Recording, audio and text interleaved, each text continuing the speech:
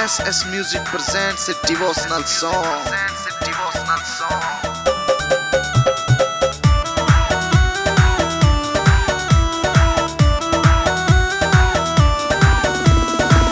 कौन हिमाती भीड़ पड़ी मैं, कौन हिमाती भीड़ पड़ी मैं, नू पूछू मेरी नार में। खामी खा माड़ा हुरा से चली भोली की दरबार में। खामी खा माड़ा हुरा से चली भोली की दरबार में।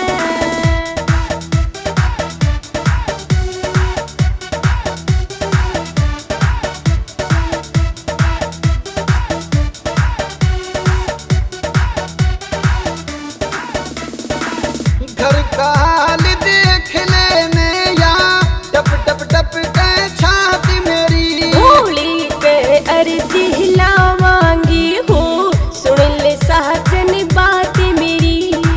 घर का हाल देख लेने या टप टप टप के छाती मेरी। भोली पे अर्जी लावांगी हो, सुन ले सहजन बात मेरी। हाँ बेराना के लिख राखी मारे, बेराना के लिख राखी मारे, किस्मत में दातार ने। खामी खा माड़ा हुरा से चले भोली की दरबार में।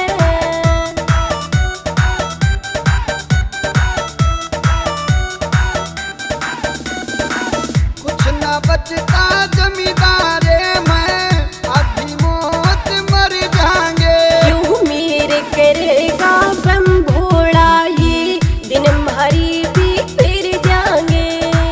कुछ ना बचता जमींदारे में, आधी मौत मर जाएंगे। हाँ मेरे करेगा बम भोला, ये दिन हरी भी फिर जाएंगे।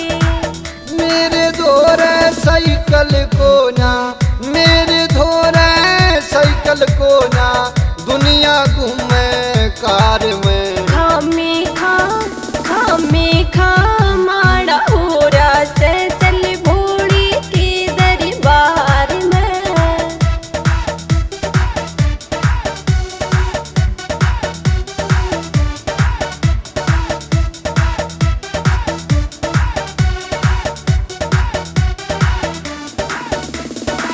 शिव शंभू के आके गोरी के धुमन की सारी ने। यूं अंतर्यामी सब जाने से बदल जिंदगी भारी ने। शिव शंभू के आके गोरी के धुमन की सारी ने। पिया अंतर्यामी सब जाने से बदल जिंदगी भारी ने। भोले ढोले की सुन भोले, भोले ढोले की सुन भोले, भोरा सूला चार में। खामी खा माड़ा होरा से चल भोली की दरबार में।